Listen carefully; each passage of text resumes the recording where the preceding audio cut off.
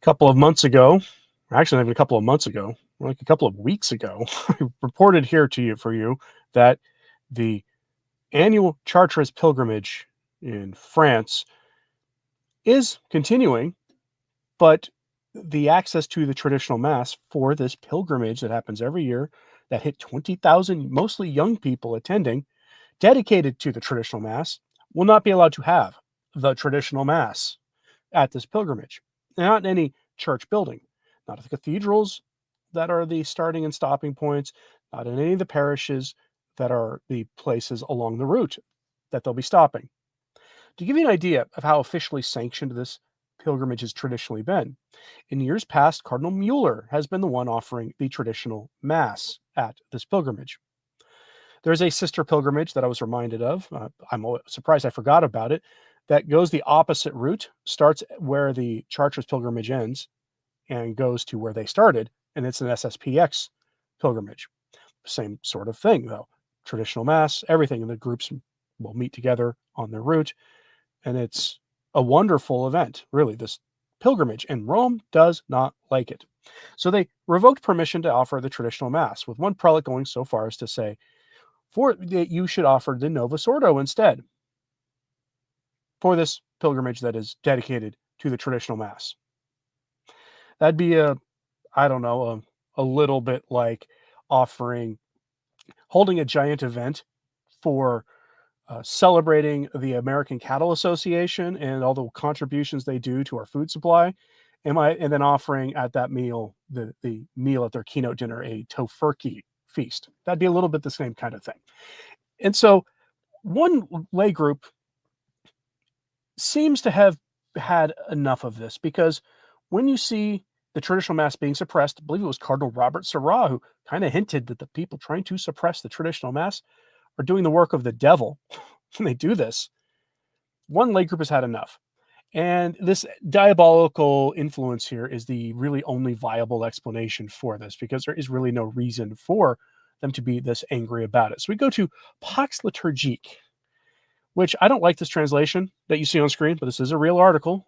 I will instead be using the translation I used going through using Grok, which is the AI on X, formerly known as Twitter, by simply saying, please translate this from French into English. And then I put the full text here. And now it gives me a much better translation than Google Chrome or even DeepL will give me. So this is their letter to the public. It is very short. And we're going to talk then about what the consequences are of banning these masses, because there have been real consequences for the places that have implemented Traditionis Custodes the most stridently. So, war declared against the Chartreuse pilgrimage, a letter from the watchman in front of Notre Dame for the freedom of the traditional liturgy. War has been declared against the Chartreuse pilgrimage. An article by Matteo Lassetti on December 4th in La Croix, the Latin Masses of the Chartreuse pilgrimage under Vatican surveillance, raises the question, could the Vatican ban the celebration of the Tridentine Mass at the Chartreuse pilgrimage, the most symbolic traditionalist gathering in the Catholic Church in France? And not just in France. I mean, yes, this is where it takes place. But as I mentioned when I covered this story when it broke, Michael Matt goes every year and he posts from there. So you can see, and then does a report from the pilgrimage when it's done. People come from all over the Western world for this. More specifically, the article states, according to concordant information from both Paris and Rome, the Dicastery for Divine Worship and the Discipline of the Sacraments believes that this annual gathering raises questions about compliance with the rules enforced regarding the Mass in the Old Rite, and is indeed considering banning certain celebrations. In other words, a number of French bishops, extremely irritated by the ever-increasing success of traditional pilgrimages, especially by the growing crowds of young people walking from Paris to Chartres, are appealing to Rome to restore order. And the Dicastery for the Divine Worship, informed by them of this problem, is preparing to issue its instructions, as it has already done for the Summorum Pontificum pilgrimage in October to St. Peter's Basilica in Rome, or for the pilgrimage of Nuestra Senora de la Cristandad in July to the Basilica of Covadonga in Asturias. In both cases, the traditional Mass was banned in the arrival basilicas, St. Peter's and St. Mary of Covadonga, or more precisely, the organizers of both pilgrimages were allowed to celebrate a Mass in Latin, but in the Reformed Rite, meaning the Novus Ordo. Both refused and replaced the banned Mass with a benediction of the Blessed Sacrament. Logically, the same will apply to the pilgrimage of Christendom. LaCroix quotes a very good insider who says, quote, the closing mass in Chartres Cathedral is a lawless area. The question of banning this mass seems to be contemplated. The article continues, quote, the celebration of the closing mass in the cathedral without authorization is pointed out. It could also be added that the departure mass from Paris at Notre Dame, now restored, might also pose a problem. What will Notre Dame des Chrétiens do? Jean de Taurier, who presided over the organization of the pilgrimage until last year, when questioned by Matthieu Lasserre, gives a straightforward answer. Quote, this pilgrimage began outside the cathedrals. Perhaps it will be the case in 2025, which would be sad, but it won't stop us and won't limit either our zeal or our numbers. On the contrary, like the Summorum Pontificum pilgrimage and the pilgrimage of Nuestra Señora de la Cristiandad, the ban on the Mass would increase the number of pilgrims even more. That's true, it would. Moreover, the organizers of the Notre Dame des Chrétiens pilgrimage are already facing a space issue. Each year, the cathedral is full, but not as full as if it could be due to security constraints. As for the square in front of the cathedral, where televisions broadcast the Mass, it is not expandable. Therefore, one might think that after some pious exercise in the cathedral, the Mass will be celebrated outdoors in a much larger area. And why wouldn't the pilgrimage of the Society of St. Pius X, the SSPX, join the Notre Dame des Chrétiens pilgrimage, also forced to celebrate outside? So now you're seeing he's basically threatening them that the two competing pilgrimages, competing, using quotes, will end up uniting for one gigantic traditional mass that will be so high profile that you cannot miss it. That this is going to create a PR nightmare for the modernists in apostate Rome. The bishops of Chartres, the good apostles, raises another issue. The priests accompanying the pilgrimage, centered on the traditional Mass, which is its distinctive mark, and all its appeal for young pilgrims, can only celebrate this Mass during the 3 days of the walk. This refusal to celebrate with the current liturgical books disappoints the Bishop of Chartres, Monsignor Philippe Cristore, who hopes for an opening gesture from the organizers. We have a future together, he wants to believe, emphasizing the many fruits of the event, which brings together far beyond the traditionalist world. On the legality of the masses in question, the bishop refers to a possible decision from Rome. If anyone has to decide something, it's the Pope. In other words, he has asked the Dicastery for Divine Worship to make a ruling. That is, to compel the celebration of the Novus Ordo Mass during the walk, thus sabotaging the pilgrimage of Christendom. This pilgrimage is dedicated to the restoration of the traditional Latin Mass and the effects that would have on civilization. He uses the word sabotage. That is absolutely accurate.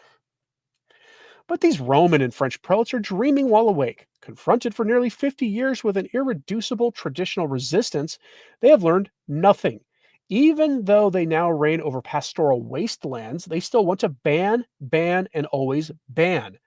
The atmosphere of episcopal meetings has never been so gloomy, yet they persist, one might say diabolically, in wanting to eradicate everything that bears the fruits of conversions, catechetical instruction, and vocations. Parisian watchmen friends continue to fight for the persecuted traditional Roman rite.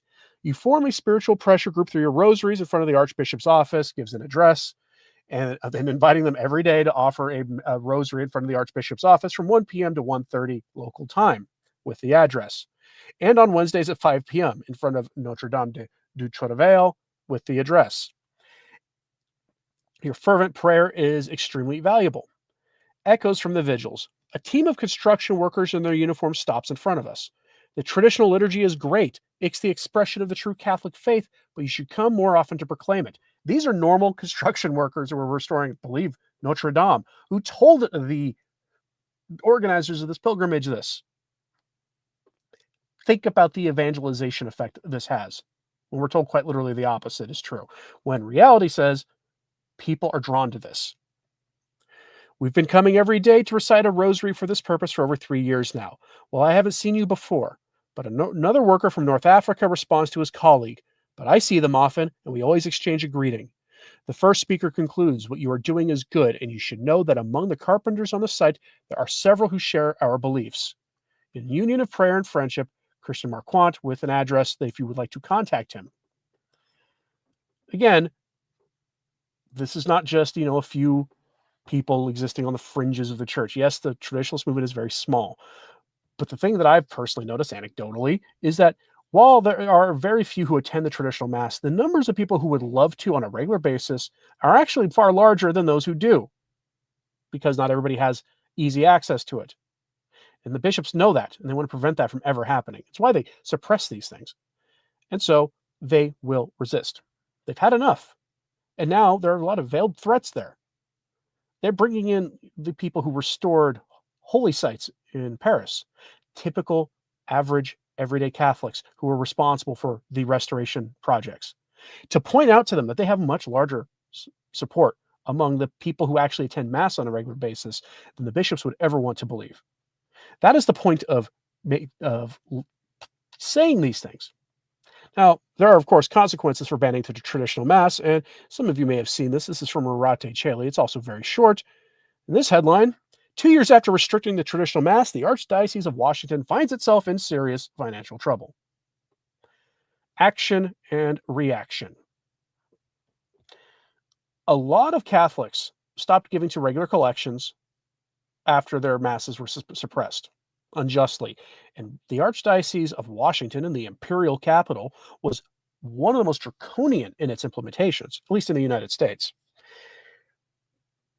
Catholics still tithed, but they found other ways to do it, either by giving directly to ministries that the Archdiocese can't touch, like ministries for feeding the poor, or your local your local anti-Moloch services attached to the church, or these other things, right? And they found ways to support their local parish directly in ways that their parish would not be taxed by the diocese for.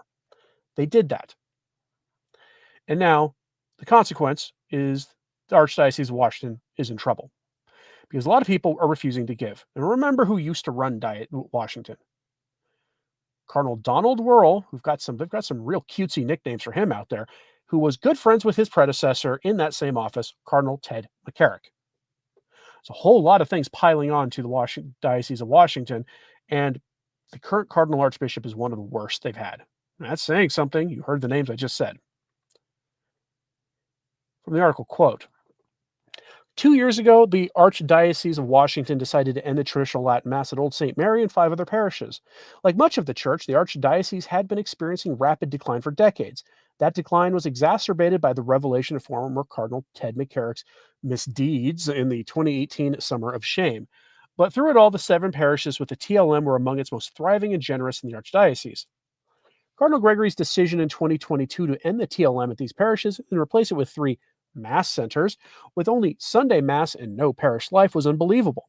Particularly stunning was the cancellation of the Latin Mass at Old St. Mary in Chinatown. Old St. Mary had been dying when the TLM was reintroduced with the permission of Cardinal James Hickey in the mid-1980s.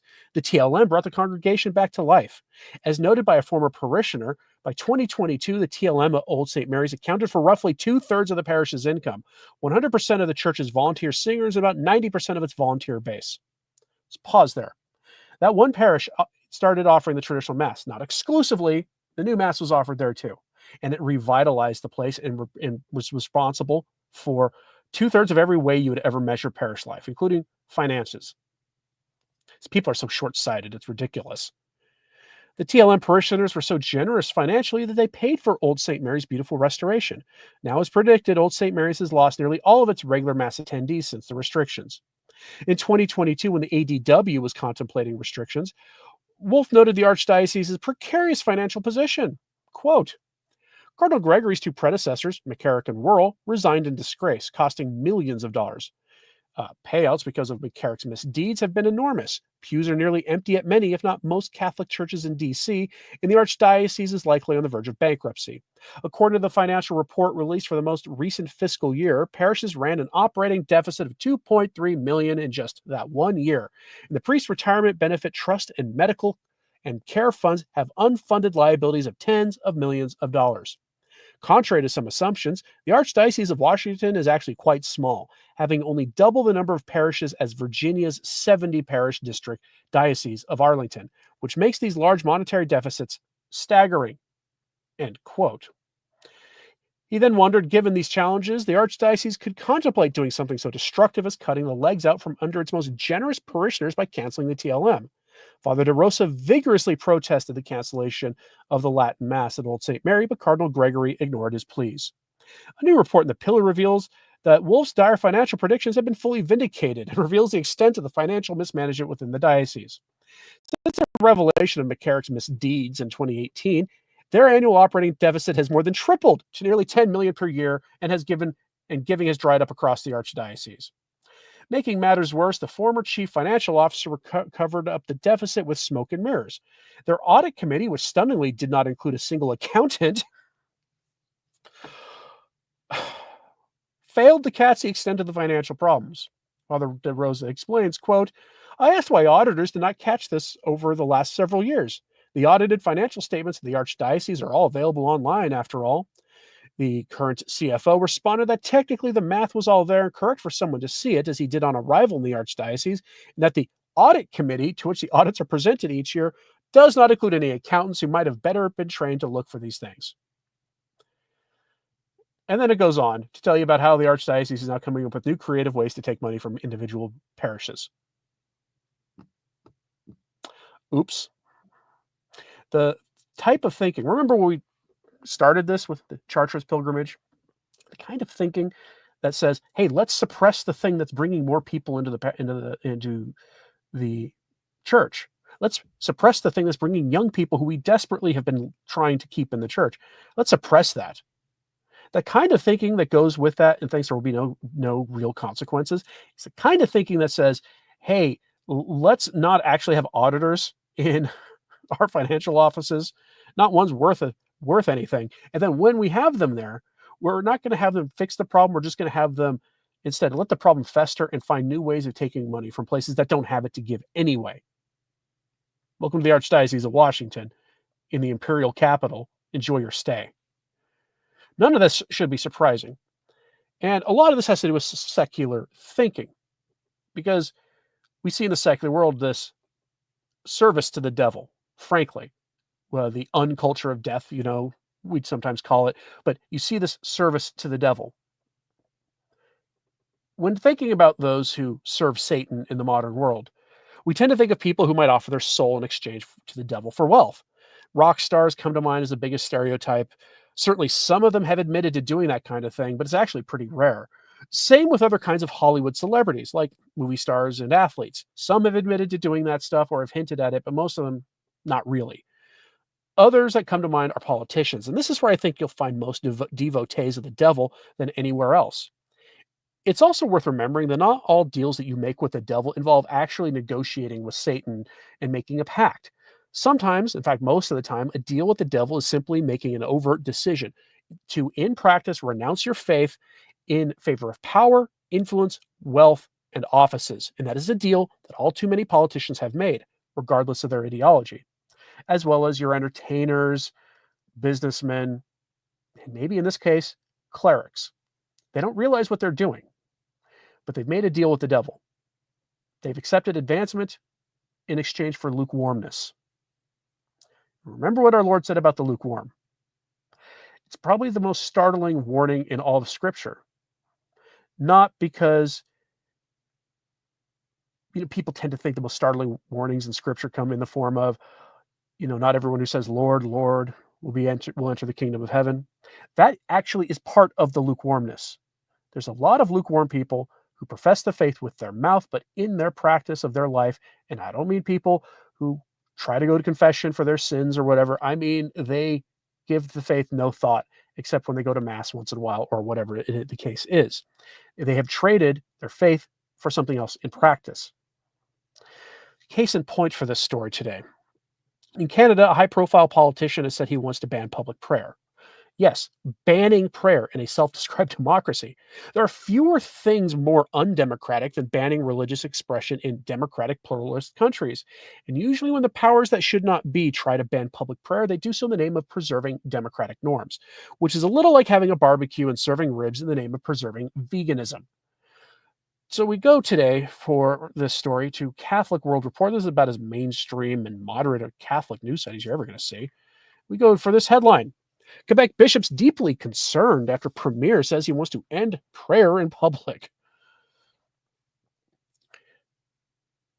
You have to understand, You will be hard pressed to find anywhere in the Western world where the bishops have not cooperated with the secular authorities far beyond what the faith requires of them to, or even what the law requires of them. The bishops are powerless against this.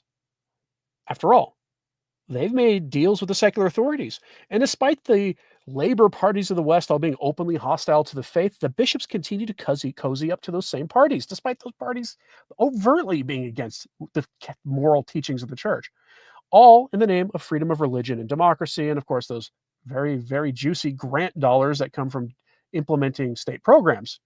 But in the case of this story, because I know you're thinking, oh, it's got to be a labor party, right? No. In the case of this story, this shows that the bishops should not try to ally themselves too closely with conservative parties either, because the culprit here is one of the conservative parties of Canada. Remember, regardless of their party, the secular authorities are not our friends. Always remember that. In an ideal world, we could implement what the church actually says should be the relationship between the church and the state, which is in their own separate realms. They are supreme, but there's a lot of overlap, and they should work together to foster a society that allows for the salvation of souls and meets what the church defines as its social justice program. And a lot of people don't like the words social justice, but they was a phrase coined by the Catholic Church, stolen by her secular adversaries, and then flipped on its head. What the church actually says on that issue is a fascinating thing that I've talked about before. But in reality, the relationship between church and state in an ideal world should be ones that work together to create a better society. It's not what we have at all. And instead, when you have diabolical forces running secular systems, the best thing for the church to do would be keep a distance from them in order and offer prayers for the conversions of those behind those systems to work to converting society. Because once you evangelize society, you then can change the system peacefully without being, engaging in, France 1789 kind of nonsense. But remember, these figures, no matter how much you might like particular ones, they're not your friends. None of them are. Always keep them at an arm's distance. You'll be saved from a lot of disappointment. Here's the story, quote, bishops in Quebec are expressing alarm after prominent government official said he wanted to end prayer in public spaces in the Canadian province. Quebec Premier François Legault said last week that praying in public parks and streets, quote, is not something we want in Quebec. The Premier said he wished to, quote, send a very clear message to the followers of the crescent moon ideology, who he suggested were a danger, quote, to the values that are fundamental to Quebec. When we want to pray, we go to a church. Note he's including a church here. We go to one of their temples, but not in public spaces, he said. And yes, we will look at the means where we can act legally or otherwise. In a Monday letter, Troyes Bishop Martin Liberté, apologies for my terrible French pronunciations, the president of the Assembly of Catholic Bishops of Quebec, said the bishops there were, quote, deeply concerned about the erasure of people and believing communities from Quebec's public space. In other words, he's making a synodal argument, an ecumenical argument for how bad this act is done by the bishops. That's the best you can hope for by these bishops. The suggested ban, the bishop argued, would be inapplicable under Canadian law. Public parks welcome all kinds of practices that require temporarily limiting access to a given sector. Think of a ball game, he wrote. That some of these practices claim a more or less assertive spiritual or religious dimension is just as legitimate.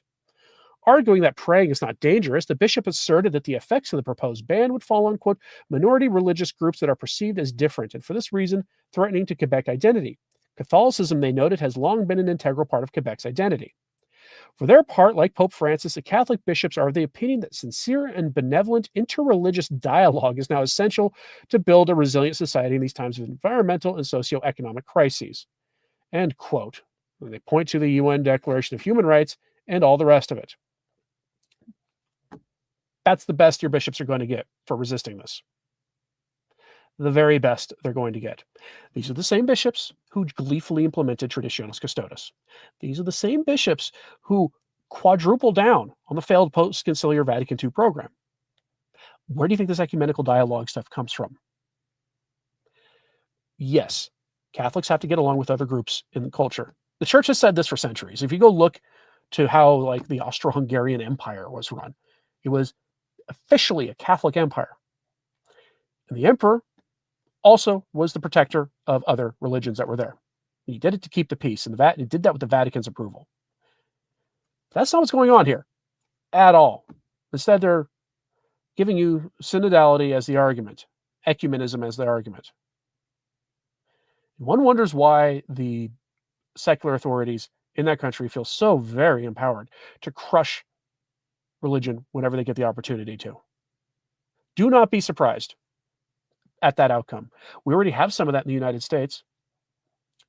People praying silently 100 yards from a temple of Moloch get taken in. Why? Because the same kind of thinking exists in our Labor Party, if you want to call it that, in the United States at this time. And thankfully, they're on their way out.